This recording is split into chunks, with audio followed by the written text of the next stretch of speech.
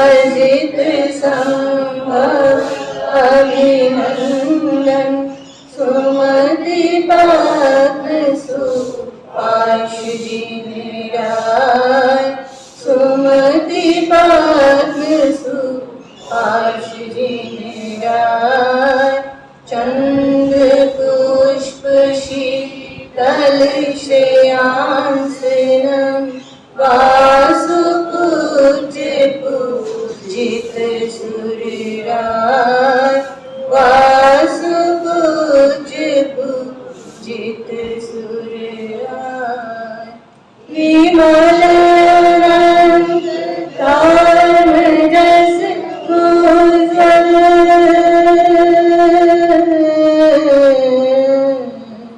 विमल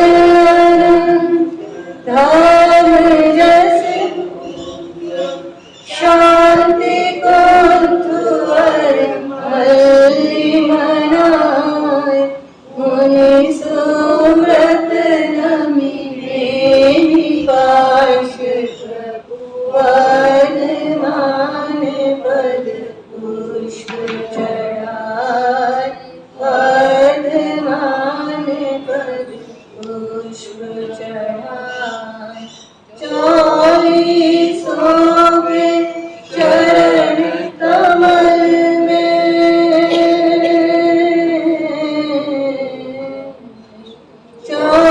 चौबीसों के चरण कमल में मेरा वंदन बार बार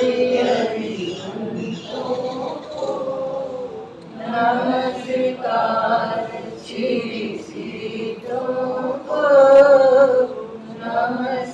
नमस्कार जिसने राग द्वेष का मालिक जीते सब जग जान लिया जीते सब जग जान लिया सब जीवों को मोक्ष मार्ग का निष्प्रिय हो उपदेश दिया निष्प्रिय हो उपदेश दिया बुद्धवीर जिन हरिहर ब्रह्मा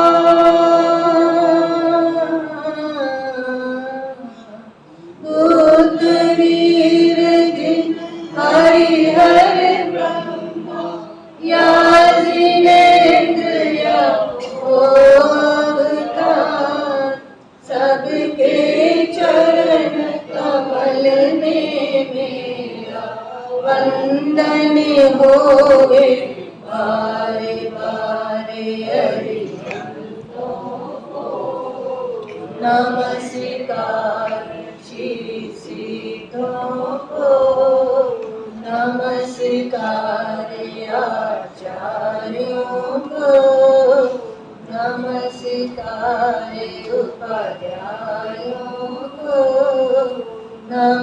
नमस्कार जग में जितने साधु गण हैं, जग में जितने साधु गण हैं, मैं सबको वंदू बारे बारे हरिवंतों को नमस्कार श्री सीतों को नमस्कार। हे नाथ दया उस दम मत विसराना,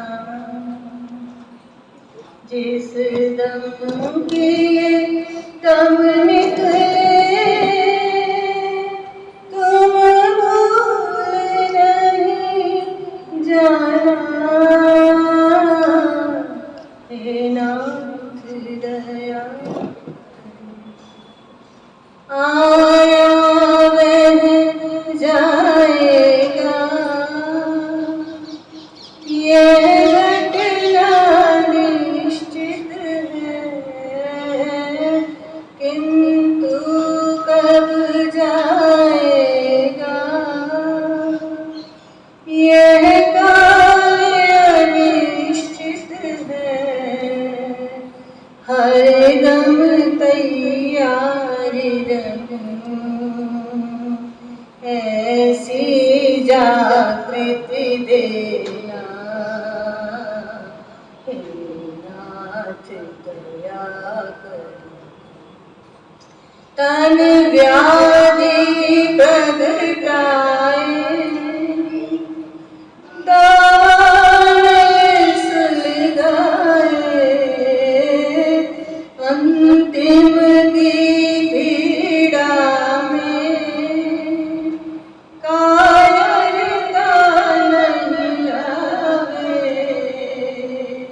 समता से धैर्य सकूं, ऐसा बल कर देना।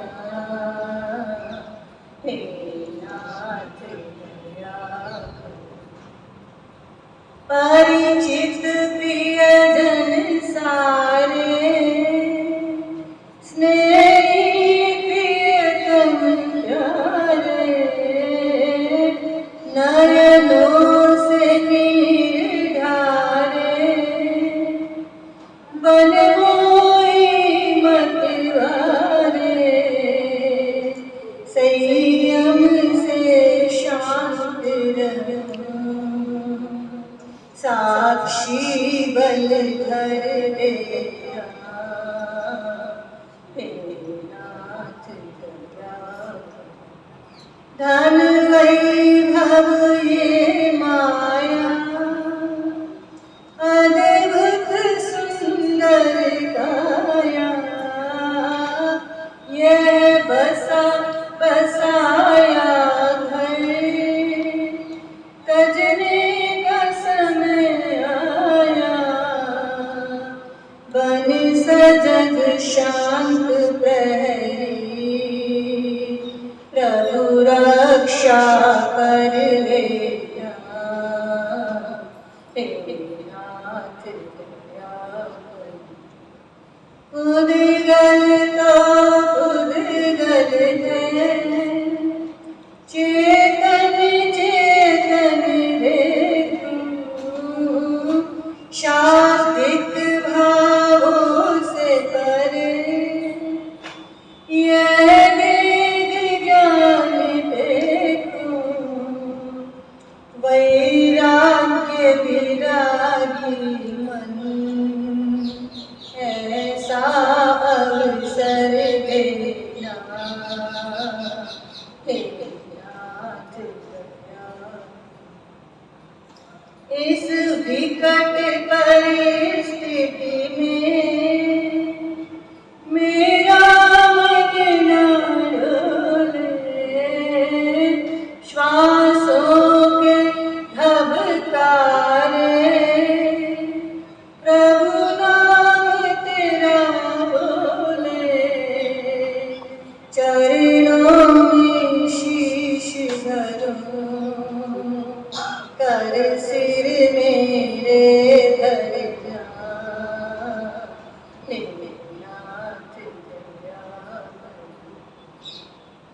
फिर भेद ज्ञान चमके,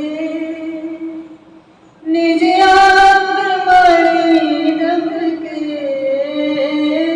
व्याधि में समाधि की,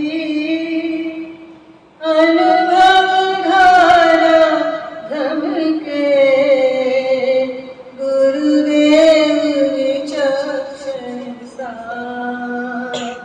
समिता बल कर देना, हे नाथ दया करके, उस दम मत बिसराना, जिस दम किए दम निकले, तुम भूल नहीं जाना, हे नाथ दया।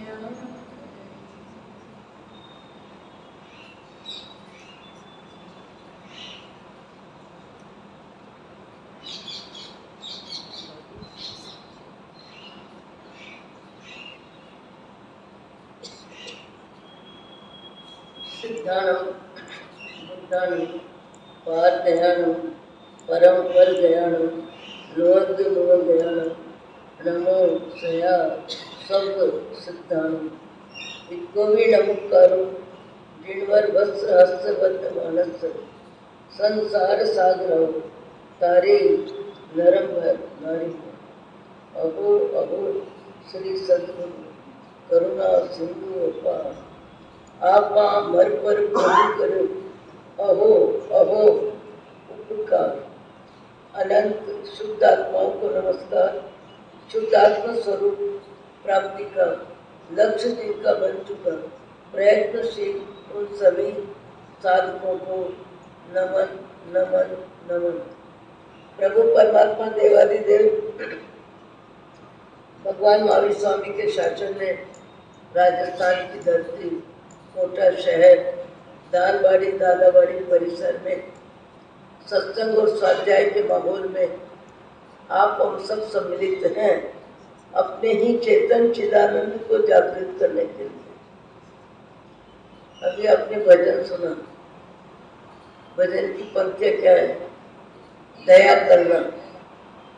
दया प्रभु की तो है, पर हमारे भाव जगत में मोह माया का तूफान जब तक कम नहीं होगा, मान कषाय सिर उठाना कम नहीं करेगा, जब तक खुदगल की प्रीति कम नहीं होगी, जब तक आत्मा की आस्था नहीं होगी, शरीर भिन्न में आत्मा हूँ, ये बाह्य जगत जो मिला है, जैसा मिला है, जितना मिला है, मन लुभावना है, बहुत अनुकूल है, सारी व्यवस्था चाहिए उससे ज़्यादा अच्छी है, पर उसके बाद भी व्यक्ति का भेद विज्ञान तत्व ज्ञान होगा तो पुण्य कर्म की उदय की फिल्म का उपयोग करते हुए भी उसमें आसक्ति नहीं होगी, उसमें अहंकार नहीं होगा, उसमें मेरे का घेरा नहीं होगा।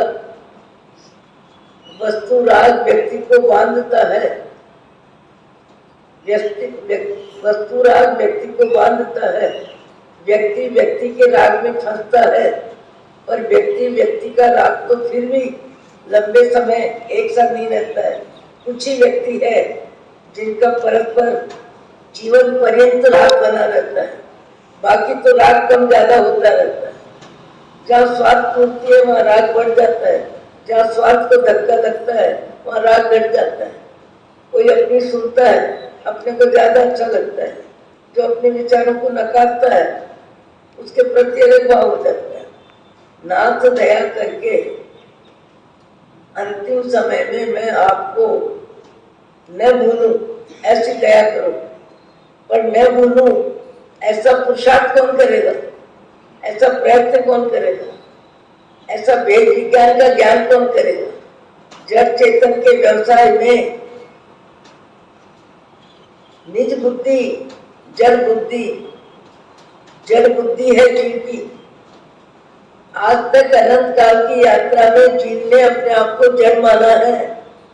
मैं शरीर हूँ और एक भव के शरीर में जब जो जैसा मिलता है उसमें जीव मोह की व्यवस्था में व्यस्त हो जाता है। आप गरम गरम रोटी में व्यस्त होते हो, नमकीन मीठे में व्यस्त होते हो, मनपसंद भोजन में व्यस्त होते हो, और आपको पता है जिस गति में जीव को जो मिलता है उसी में उसका मोह हो जाता है, उसी में उसका राग हो जाता है, और उसी शरीर में वो जीना चाहता है। आश्चर्य है, चिंतन जैसा है। सुअर को विष्ठा भी इतनी अच्छी लगती है जितनी अच्छी आपको दाल रोटी साटा रोटी लगती है। गति जन्य भाव हर समय बदलते रहते हैं, और जिस समय जो जीव को मिलता है उसी में उसकी मोह बुद्धि, उसी में उसकी राग बुद्धि, उसी में उसका अहंकार, और ज्यादा में ज्यादा व्यक्ति को व्यस्त कौन रखता है? लोक कषाय। लोक कषाय हमारे भाव जगत में बना ही रहता है। कपड़े पहनो तो भी लोग ये चाहिए ये नहीं चाहिए, भोजन में भी लोग, धन में भी लोग, परिचय में भी लोग, प्रसिद्धि में भी लोग हर समय जीव के भाव जगत में बना ही रहता है, और शरीर का मोह सबसे ज्यादा। और कई व्यक्ति ऐसे भी हैं जो तन मन धन सब में उसका राग मोह आसक्ति अहंकार नहीं रहता है। भगवान बनने की मानसिकता में जिसका पुरुषार्थ हो जाता है वो शरीर में रहता है, शरीर का उपयोग करता है, धन उसके पास रहता है, धन का भी उपयोग परोपकार में, जीव दया में ज्यादा दूसरों की जरूरत में उसका हाथ लंबा ही रहता है। जिसके पास है उसका हाथ लंबा ही रहता है। धन नहीं है, तन स्वस्थ है तो रोगी सेवा में व्यक्ति का शरीर तैयार रहता है, और यदि कोई उसको अपमानित भी कर दे तो उसका क्षमा भाव उसमें जीवंत रहता है। क्षमा भाव जीवंत रहता है। उसे कोई कितनी भी सुंदरता की उपाधि दे, वो जानता है ये शरीर है, ये पुण्य कर्म का परिचय है, मैं इसमें हूँ, ये मैं नहीं हूँ, मैं शरीर नहीं हूँ, मैं शरीर में हूँ। ऐसी बुद्धि जिसकी बनी रहती है उसका शरीर का राग भी कम हो जाता है, और कभी कभी दूसरों के, दूसरे जीवों की दया, दूसरे जीवों की जरूरत, दूसरे जीवों के लिए उपयोगी बनने में व्यक्ति का विशेष भाव हो जाता है। इतना ज्यादा कि 24 घंटे परोपकार और परमार्थ में ही जिनका जीवन लगा रहता है, ऐसे भी 2-4 व्यक्ति, 10-5 व्यक्ति, पूरे भारत में 150 व्यक्ति आपको कभी कहीं देखने को मिल सकते हैं। जैसे कुमारपाल भाई पूरे जीवन में परोपकार, परमार्थ, भक्ति, जीव दया, समाज सेवा, अनुकंपा, जीव दया, इससे ज्यादा उनको अपनी शरीर की जरूरत ही महसूस नहीं होती। खाने का राग भी नहीं, पहनने का राग भी नहीं, सुविधा का राग नहीं, साधन का राग नहीं, पूरे परिसर में रात्रि विश्राम एकाकी करते हैं, पर हर समय उनका दूसरे जीवों के लिए सेवा भाव बना रहता है। आज इस सभा में भी 1-2 ऐसे व्यक्ति भी हैं, जैसे विनोद भाई ज्यादा में ज्यादा जीव दया के कार्य में व्यस्त रहते हैं बालाघाट। विजय भाई 15 मासक वाले के भाई एक बार कहीं मुसाफिरी में जा रहे हैं, कार में जा रहे हैं, और देखा पड़ोस में कार के नजदीक सड़क पर कोई व्यक्ति लगातार सर्प को मारने के लिए लकड़ी उठा रहा है और लकड़ी से मार रहा है। तत्काल जीव दया के भाव होने से कार रोक करके तत्काल नीचे उतरते हैं और सामने वाले व्यक्ति को कहते हैं, अरे भाई थोड़ी दूर ले जाके इनको छोड़ दो, मारो मत। मारते क्यों? थोड़ी दूर जंगल में ले जाके छोड़ दो। तो 2-4 व्यक्ति क्या कहते हैं, सेठ जी ऐसी दया आती है तो खुद ही ले जाओ। और विनोद भाई ने कार से नीचे तो खड़े थे, हाथ में सर्प को उठाया और कार में रखा और कार में रख के ले गए अपनी जगह। अपने को तो नीचे चींटी भी देखने में मन होता है कि नहीं, या चींटियां ही चींटियां हैं। आंख हमारी नीचे रहती है, चींटी को बचाने का भाव रहता है या फटाफट चलने का भाव रहता है। ऐसा भी उदाहरण है।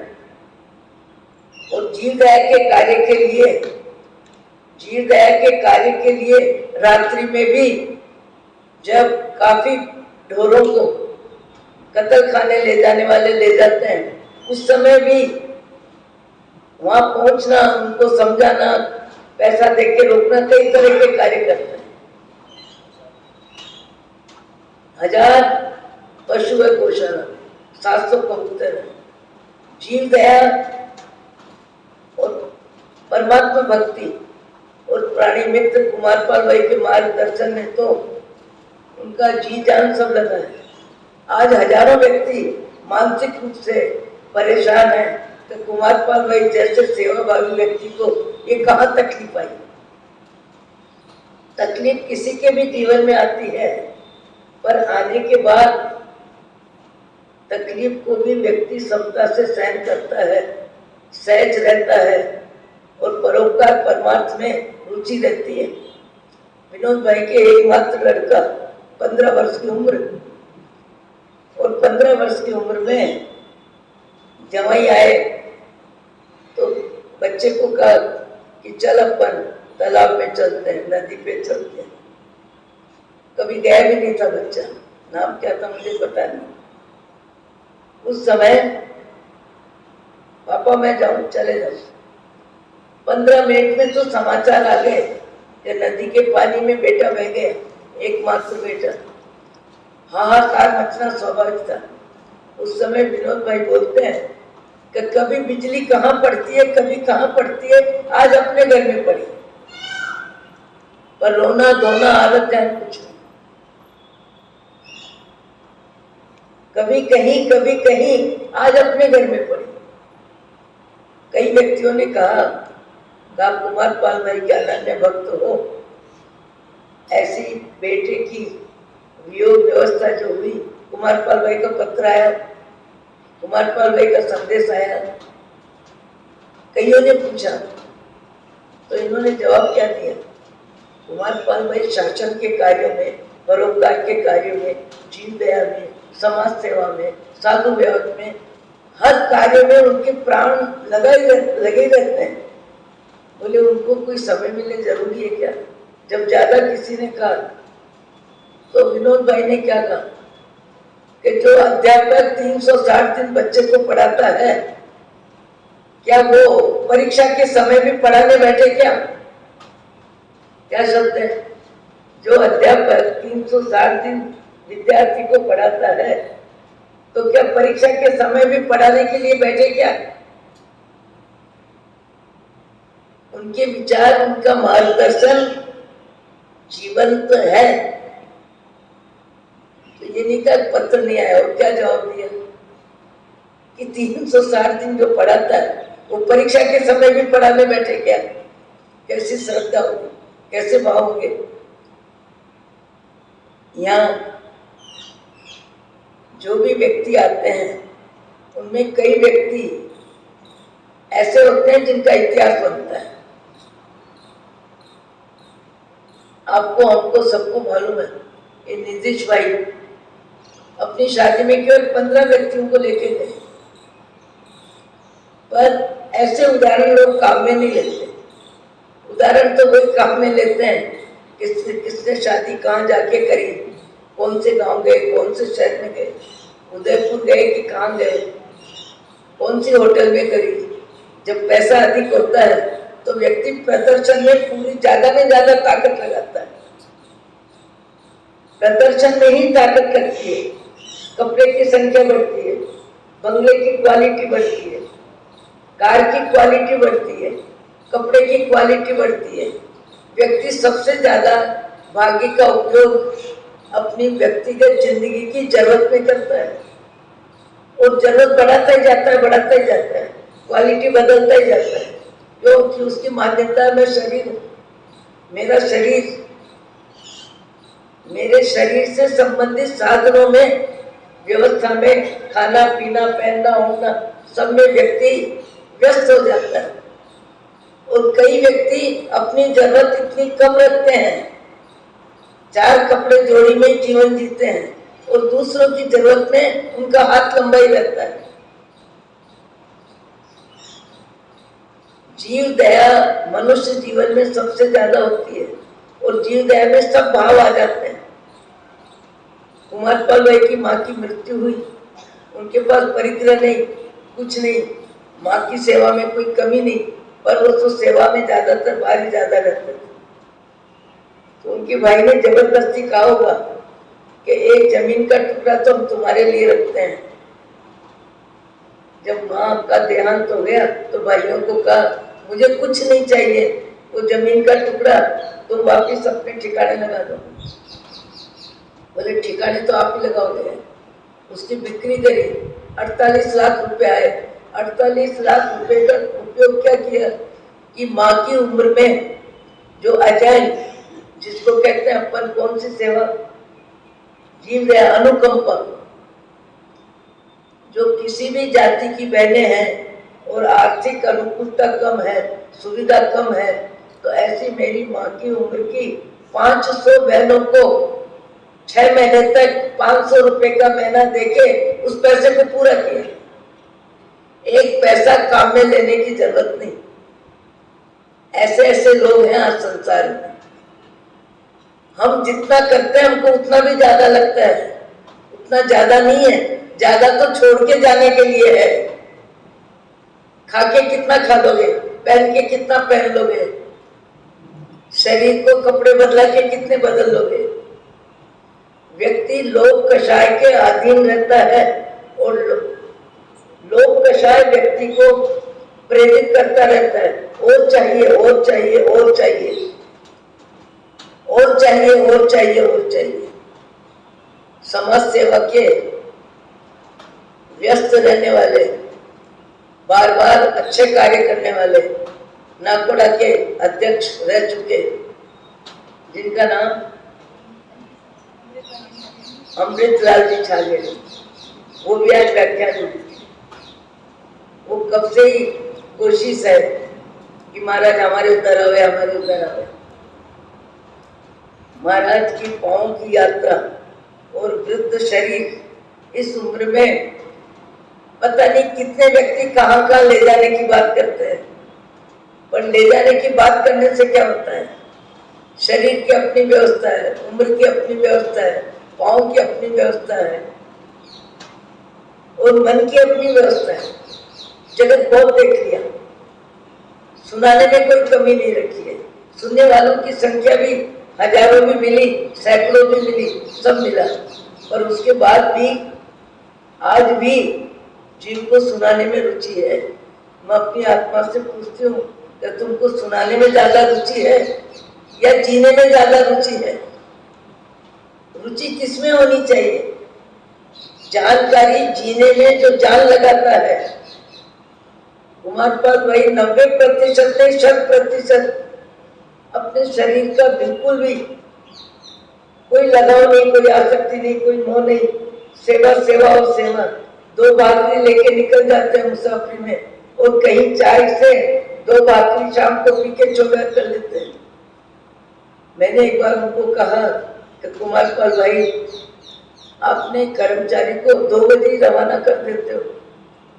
बोले सवेरे साधु साथी भी पधारते हैं, आए अतिथि भी रहते हैं, तो भोजन सबके लिए बनता है। तो मैंने कहा 20,000 रुपया महीना देते हो उसको, या जितना भी देते हो, तो शाम को अपने लिए गर्म भोजन क्यों नहीं बनवाते? लूखी रोटी, घी का तो त्याग है जिंदगी में, तो लूखी रोटी ठंडी तो 2 फुलके गर्म बनवा ले। तो मुझे क्या बोलते हैं, मैं 20,000 रुपये उसे लिए थोड़ी देता हूँ, तो उसमें मेरे बंधन में रखो, मेरे बंधन में रखो, मेरी जवाबदारी को मुख्यता दूं। इसलिए थोड़ी उसको पैसे देता हूँ कि मेरी हाजिरी बनता रहे। उसकी जरूरत में पैसा उपयोगी बने इसलिए देता हूँ। और 2 भाकरी के लिए अग्नि का आरंभ समारंभ करो। देव का है अग्नि, वाहु का है, कितनी हिंसा होगी। और इतनी हिंसा होगी, मुझे जरूरत क्या, 2 रोटी ठंडी खाने में क्या दिक्कत। लाखों के लिए जो व्यक्ति अपने को उपयोगी बनाता है, अपनी शरीर की जरूरत में ममत्व भाव का विसर्जन, और विसर्जन में कितना, ये 2-4 व्यक्ति लगातार उनके साथ सेवा में सहयोग देने वाले, उनको समझना मुश्किल, उनको जानना मुश्किल, उनकी जीवन शैली अपने आप में अजब गजब की है। एक कुतिया ने ट्रक के नीचे आ गई, वो मर गई, और उसके 4 बच्चे जीवित है। कुमारपाल गए, जैसे अभी गए वैसे अपने फ्लैट में जा रहे थे, मंदिर से देखा नौकर को कहा इन 4 बच्चों को लेके आ जा। दिन भर उनकी सेवा में लगे रहते हैं, और उनका कोई बहुत बड़ा कार्यक्रम था, और उस कार्यक्रम का आमंत्रण स्वीकार किया हुआ था। समाचार आए कुमारपाल भाई आपको आना है। उन्होंने जवाब दिया मुझे आना चाहिए था, आने का मेरा निर्णय था, पर मेरे घर 4 मेहमान ऐसे आए हैं जिनको मेरी जरूरत है। मेरे घर में 4 मेहमान ऐसे आए हैं जिनको मेरी जरूरत है, इसलिए मैं आपके उस कार्यक्रम में नहीं आ सकूंगा। प्राणी दया, जीव दया, समाज सेवा, परोपकार और परमार्थ भक्ति। कलिकुंड दादा 75 वर्ष के आसपास उनकी उम्र होगी। कलिकुंड दादा की सीढ़ियां हैं 16। जितनी बार पेड़ी में आके बैठते हैं, उतनी बार मंदिर पहले जाके भगवान को प्रणाम करते हैं, वंदन करते हैं, नमस्कार करते हैं। सवेरे सेवा पूजा तो करते ही हैं। किसी ने पूछा बार बार इस उम्र में सीढ़ियों में पाँव में तकलीफ है, फिर 16 सीढ़ी चढ़ते हैं।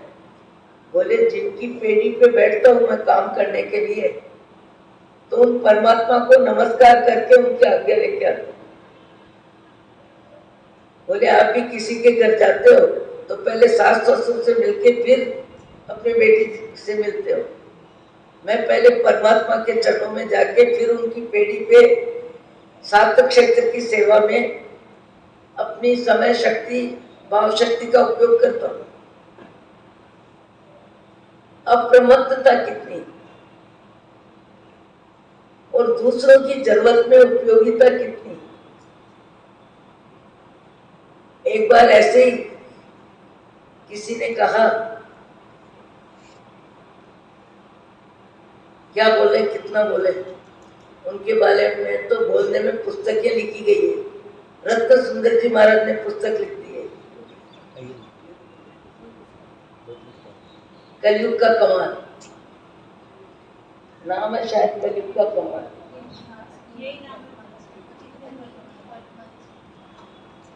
ये अतीत नहीं वर्तमान में एक पुस्तक और भी लिखी गई है। और उनके लिए जब पुस्तक लिखी गई, तो कहते हैं मैं गुरु के वियोग में जितना रोया, उससे ज्यादा मेरे को जानकारी हुई कि मेरे बारे में पुस्तक लिखी गई है। तो मैं आंसू आंसू आंसू रोकना ही मेरे लिए भारी पड़ गया। 6 महीने तक तो उस पुस्तक के दर्शन नहीं किए, कहीं पैक करवा दी भंडार, बनने के बाद भी कह दिया कि पुस्तक बाहर नहीं आएगी। किसी कमरे में, किसी अलमारी में उसको बंद करवा दिया। फिर गोविंद बाबू सूरी महाराज के जो अधिकारी, उत्तराधिकारी जय गो सूरी, उन्होंने कहा कुमारपाल भाई पुस्तक छप गई, अब छपने के बाद तुमको जानकारी थी नहीं, तुमने जानकारी तुमको दी नहीं, तुमसे कोई मैटर इकट्ठा किया नहीं, उन्होंने जैसे तैसे चुपचाप पुस्तक तैयार कर दी और तुमने उसको एक कमरे में बंद करवा दी। अब वो पुस्तक केवल पुरानी होगी, उपयोगिता नहीं रहेगी। तुमको इस विचार को थोड़ा बदलना चाहिए। तुम्हारा जीवन पढ़ के यदि किसी का भला होता है तो तुमको क्या नुकसान है। तुम्हारा मन, तुम्हारे मन में मान कषाय, मान कषाय को पानी पानी करना ये तुम्हारा विचार है और वो तुम कर रहे हो। तुम अपने भाव को संभालो, उस पुस्तक का प्रतिबंध खत्म करो। और यदि मुझे गुरु के स्थान पे मानते हो तो इतनी मेरी आज्ञा मानो। तो पहले क्या कहते हैं, उस पुस्तक को इरादे पूर्वक देखना, एक अक्षर पढ़ना, उसका हाथ लगाना। पहले मुझे नियम दिला के पचक ठान दिला कि मैं उस पुस्तक को देखूंगा नहीं, पढ़ूंगा नहीं। पहले नियम लिया और नियम लेके फिर वो पुस्तक बाहर आई। और आज भी हम देखते हैं, एक शब्द भी कोई उनकी प्रशंसा का बोले फोन पटक देते हैं। ऐसे भी महामानव है। एक बार हमने ऐसे ही कहा, तुम्हारे पास भाई आप इतने अच्छे कार्य करते हैं, चाहे राष्ट्र का संकट हो, चाहे पानी का संकट हो, चाहे अग्नि का संकट हो, देश में कई प्रकार के संकट आते हैं और सब संकट के समय अपने प्राणों की रक्षा का विचार किए बिना आप दौड़ जाते हैं और आपकी वजह से सैकड़ों भी दौड़ते हैं, यहाँ भी बैठे हुए जाते हैं। तो मैंने कहा आप अपने कार्यों की 2-4 जानकारी देवें। तो मुझे उन्होंने जवाब दिया, कल की बासी रोटी खाना आपको अच्छी नहीं लगती है, तो कल के अच्छे कार्य में मैं आज अपना समय क्यों दूं? आज के लिए मेरे पास बहुत काम है, आज के लिए मेरे पास बहुत काम है। जब आपको बासी रोटी खाना अच्छा नहीं लगता है तो कल मैंने अच्छा काम किया ये बोलने में मैं आज का समय व्यय क्यों करूं? बताओ कैसे विचार, सोच भी नहीं सकते अपन तो, सोचना भी भारी काम है। हम तो एक अच्छे कार्य को 108 बार भी बोलते हैं तो हमको अच्छा लगता है, मैंने किया मैंने किया मैंने किया मैंने किया। ऐसे नररत्न कुमारपाल भाई जो आज शारीरिक अस्वस्थता में सेवा कार्य भाव में है और सेवा कार्य व्यवहार में नहीं है, आज लाखों आदमी उनके लिए ये शुभ भावना भर रहे हैं कि जल्दी में जल्दी कुमारपाल भाई स्वस्थ हो और सेवा कार्य में फिर व्यस्त हो। आपका हमारा जीवन सबसे ज्यादा लोभ में व्यस्त है, लोभ कषाय में हमारा जीवन सबसे ज्यादा व्यस्त है उसकी प्रसन्नता नहीं है, उसके लिए प्रयत्न और चाहिए का प्रयत्न, अधिक चाहिए का प्रयत्न, कपड़े बदलने के लिए ज्यादा चाहिए, खाने में विविधता चाहिए, हर चीज में हमारी सुविधा चाहिए। हम सब लोभ कषाय के प्रेमी हैं। लोभ कषाय व्यक्ति को जितना अधीन कर लेता है, व्यक्ति अपनी शक्ति का संग्रह करता है, शक्ति को सीमा में रखता है, शक्ति को अपने बंधन में रखता है। बैंक में रखे कि जमीन में रखे कि सोने चांदी में रखे कि हीरे माणिक मोती जेवर में रखे, पर व्यक्ति का लोभ कषाय अपने धन को अपने अधीन, अपनी सुरक्षा, अपनी व्यवस्था में रखना चाहता है। और चाहिए का चक्कर लोभ कषाय कभी कम नहीं होने देता। हमारा लोभ हर समय हमारे में जीवित है और महामानव जो होते हैं वो लोभ कषाय को मंद करते करते खत्म करने की बात करते हैं। और जीव दया के प्रेमी में शरीर का लोभ कम हो जाता है, इच्छा का लोभ। अपने जीवन में सबसे ज्यादा लोभ किसका है? मैंने जो बताया बात आगे बदल गई कि सर्प को कार में रख के कहां तक लेके गए? विनोद भाई कहां लेके गए?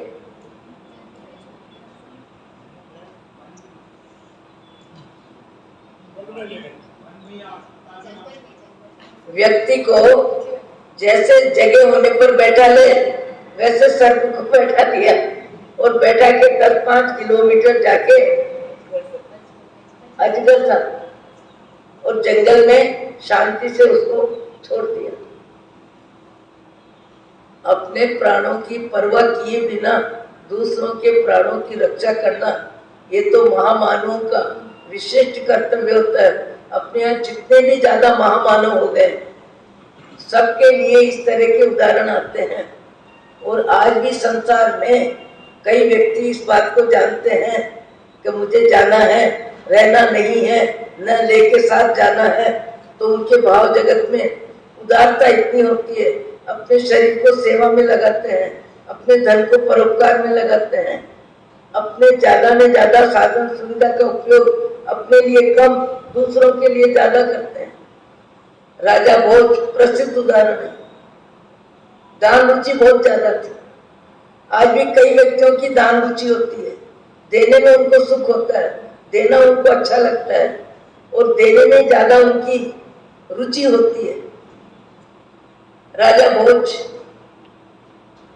दान देने में बहुत ज्यादा उदार। एक रोज मंत्री को लगा राजा जिस तरह उदारता से धन देते जा रहे हैं, आखिर राजा का भंडार है, जनता की रक्षा है, जनता की जरूरत है, आपत्ति काल है, प्रतिकूल समय के लिए धन की आवश्यकता होती है, पर राजा साहब को मैं मंत्री उपदेश कैसे दूं, उनको आदेश कैसे दूं, उनको मार्गदर्शन कैसे दूं, वो मेरे से बड़े हैं, मार्गदर्शन कैसे दूं। मार्गदर्शन देने के लिए उसने क्या रास्ता अपनाया। राजा साहब जहाँ बैठते हैं ठीक उसके सामने एक वाक्य लिख दिया और वाक्य क्या लिखा, आप दर से धनम रक्षित, आपत्ति काल के लिए धन की रक्षा होनी चाहिए। राजा साहब दूसरे दिन आके बैठे और बैठने के बाद देखा, और देख के क्या देखा कि किसी ने भी लिखा है, कोई समझदार व्यक्ति है, कोई निकट का व्यक्ति है, कोई हमारे राज्य व्यवस्था का भला चाहने वाला व्यक्ति है, उसी ने ऐसा लिखा है, पर उसका जवाब मेरे को समझ में नहीं आता है, मेरे को समझ में नहीं आता है। इसलिए जब उसने मुझे कविता के माध्यम से, श्लोक के एक चरण के माध्यम से शिक्षा दी है, तो मैं भी इसी तरह जवाब देना उचित है। उन्होंने भी दूसरे दिन आके वो देखे, उससे पहले लिख दिया, और लिख के क्या लिखा, लिख के ये लिख दिया, मैदान पुता आपदा। महान व्यक्तियों को जीवन में आपत्ति है ही कम, पर आपत्ति आ जाती है। विचक्षण श्री जी महाराज ने 11 वर्ष की उम्र में दीक्षा दी और इतने महामानव थे उनके सारे सद्गुण, और उसके बाद उनको कैंसर रोग हुआ, पर कैंसर रोग में भी उन्होंने अपने भाव जगत को समता में रखा, सहनशीलता रखी। दादा गुरुदेव भगवान किसी से परिस्थिति बदलने का एक शब्द उच्चारण नहीं किया। 3 वर्ष की अवधि में एक बार भी नहीं बोला कि दादा गुरु मुझे ठीक कर दो, दादा गुरु मेरी तबीयत ठीक हो जाए। मैंने 11 वर्ष की उम्र में दीक्षा ली, ये संकट मुझे क्यों आया। कोई शिकवा नहीं, कोई शिकायत नहीं, परिस्थिति में परिस्थिति बदलने का भाव नहीं। और एक ही बात कि जैसे मेरा रोग बढ़ता जाए वैसे मेरी समता बढ़ती जाए, समता बढ़ती जाए, समता बढ़ती जाए। ऐसे भी महामानव आज संसार में और भी कई है।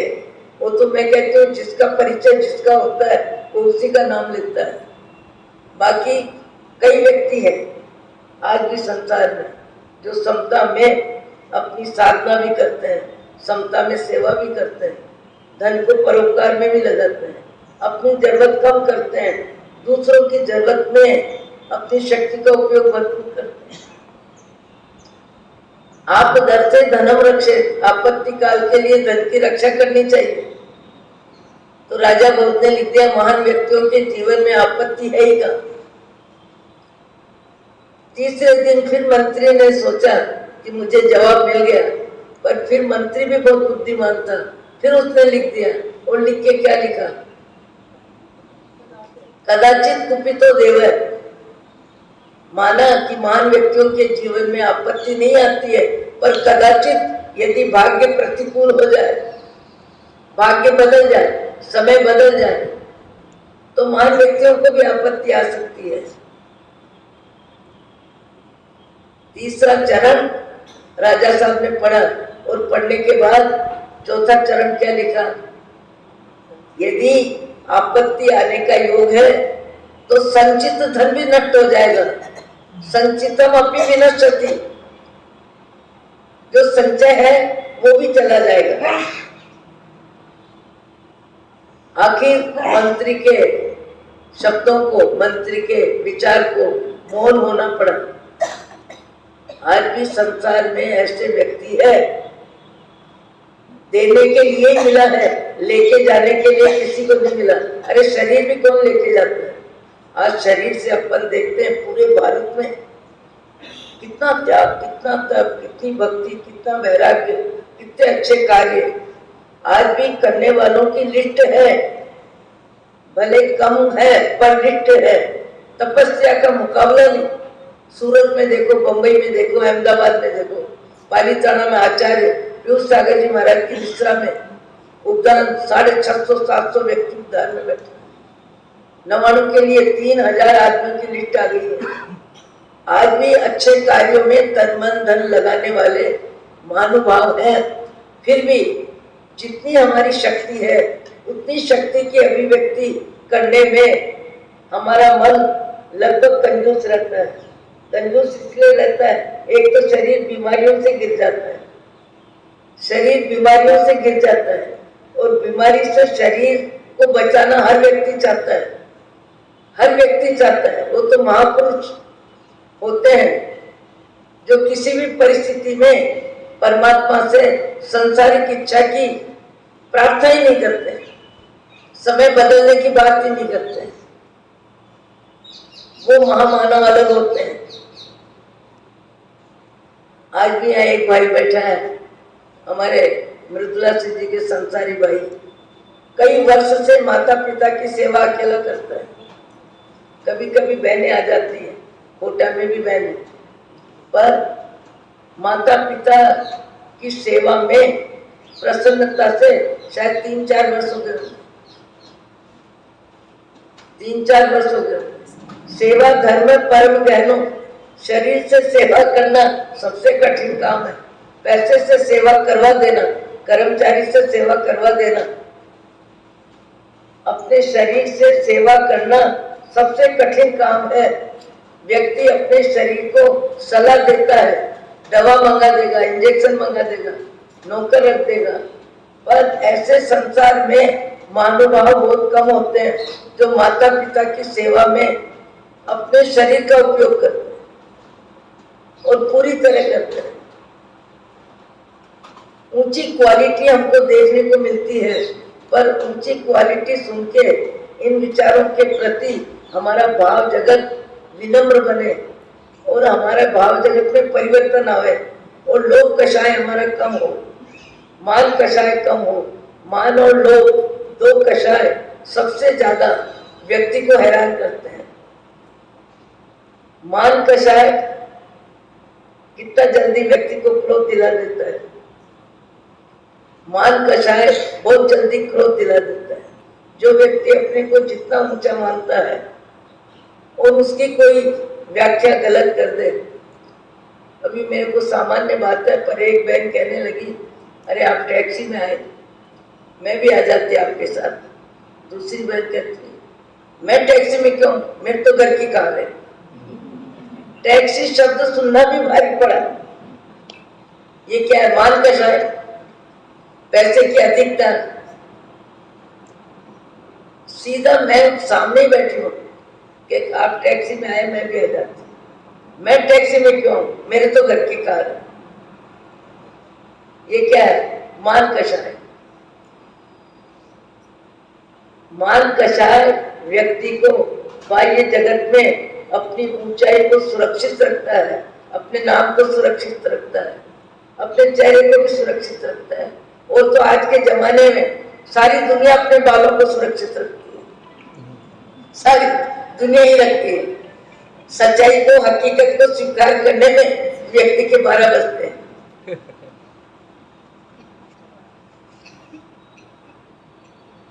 मेरे मन को मैं ही जानूं या जाने तो मेरा राम।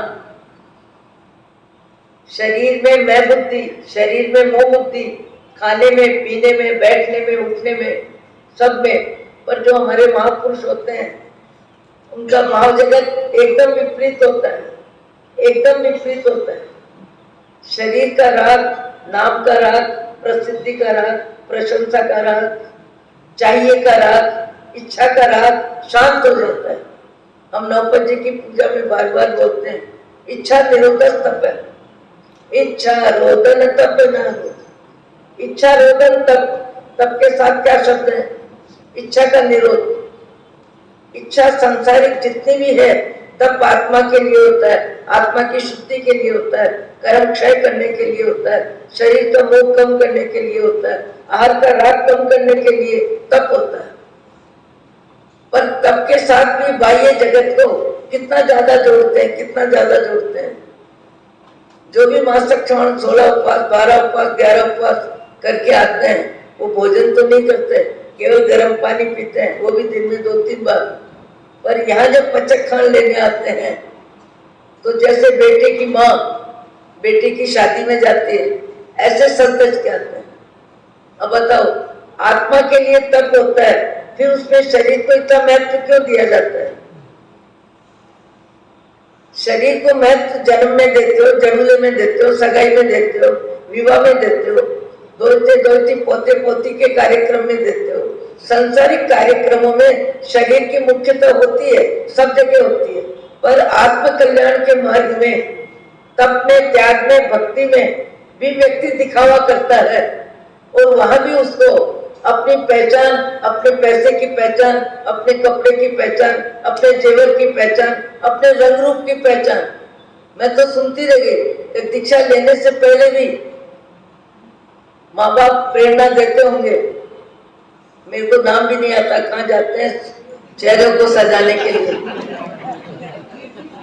हमारे जमाने में तो कुछ था ही नहीं, हमको तो भगवान ने सद्बुद्धि दी। 1 मिनट में 15 वर्ष की उम्र में विचक्षण सिंह जी महाराज के एक क्षण के दर्शन ने हमको यहाँ बैठने का मौका दिया।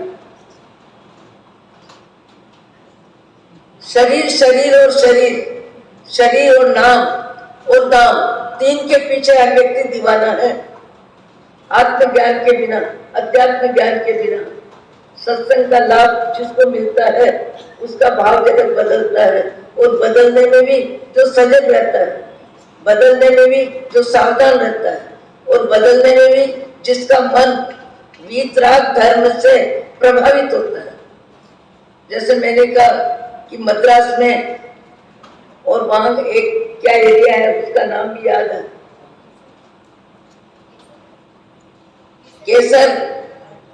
केसरबाड़ी। केसरबाड़ी में 70 वर्ष के श्रावक, 70 वर्ष के श्रावक और महाराज श्री विचक्षण सिंह जी महाराज का योग बना कब? 67। और उनसे बातचीत हुई, जैन दर्शन के ऐसे विद्वान, ऐसा धारा प्रवाही बोल रहे थे। उनके साथ मार साहब की बातचीत हुई। मार साहब ने पूछा, आप कब करते हैं? क्या करता हूँ। क्या करते हैं? महीने में 10 उपवास करता हूँ। क्यों? बोले शरीर, आहार का संबंध शरीर से है, पर आत्मा की उपस्थिति में आहार होता है। राग द्वेष आत्मा करती है, और शरीर का आहार का लाभ शरीर को मिलता है। आत्मा अनाहारी है, आत्मा आहार करती नहीं है। आत्मा देखती है, आत्मा दिखती नहीं है। शरीर दिखता है, जड़ दिखता है, देखता नहीं है। आप सबने 50 बार सुना है, साड़ी आप पहनते हो, साड़ी आपको देखती है कि आप साड़ी को देखते हो। जेवर को आप देखते हो कि जेवर आपको देखता है। भोजन आप करते हो, भोजन में स्वाद आप लेते हो या भोजन को स्वाद आता है। जड़ सामग्री में ज्ञान नहीं है, जड़ सामग्री में आत्मा नहीं है, राग द्वेष नहीं है, अनुभव नहीं है, कुछ भी नहीं है। अनुभव किसका है? चेतन का। ऐसे अच्छे विद्वान जैन दर्शन के बोले, मैं 10 उपवास शरीर में जाने वाले आहार, उसका राग कम करने के लिए उपवास करता हूँ। आहार का राग कम करने के लिए उपवास करता हूँ। काढ़ना बोले आमिल से करता हूँ, नमक बिना का आमिल। क्यों क्यों करते हो?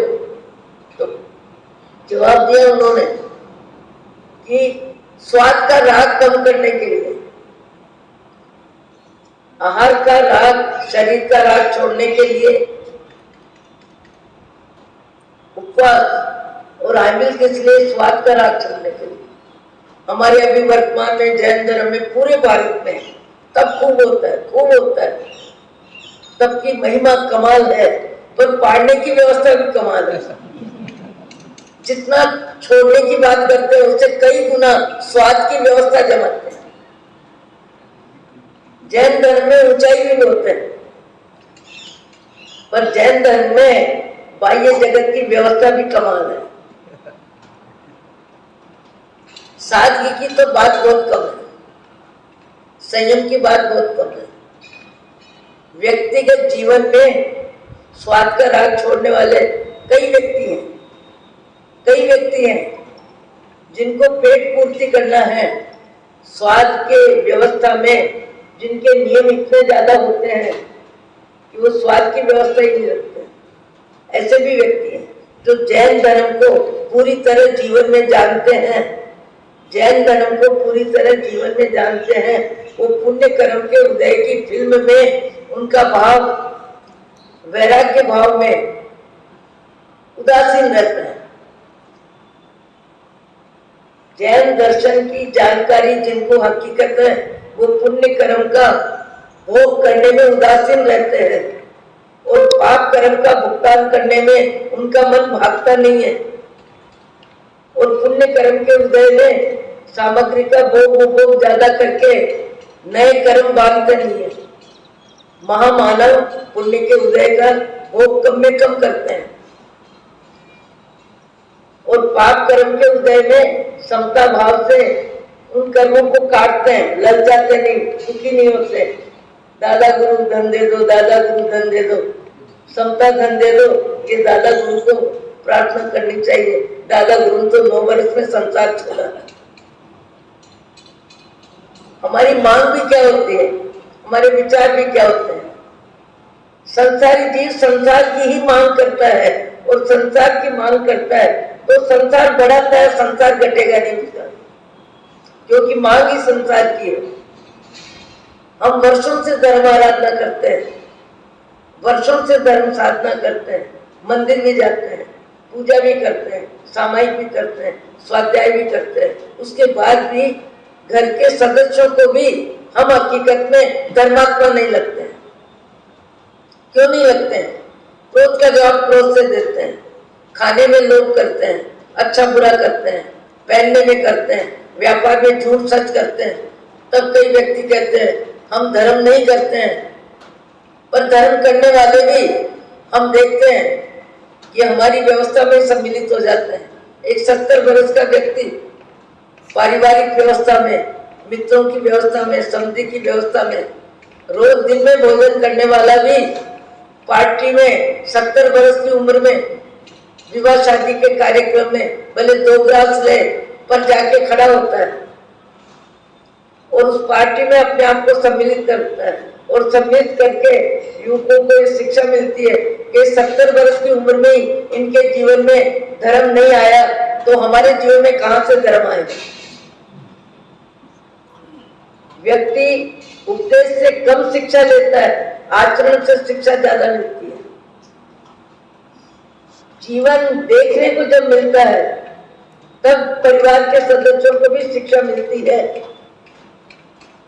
आचरण से जो शिक्षा मिलती है वो आवाज से शिक्षा नहीं मिलती। आपको, हमको, सबको अपने भाव जगत में आचरण को ऊपर उठाने में हमारा ये सत्संग, हमारा ये स्वाध्याय, हमारे विचार, भगवान की वाणी हमारे जीवन में काम आवे, इसी शुभकामना के साथ अहो अहो।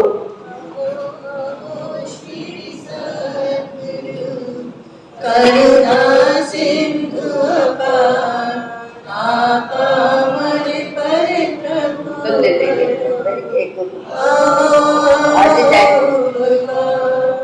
जे स्वरूप समझा बिना पायो दुख अनंत, समझाव्यो ते पद नमो।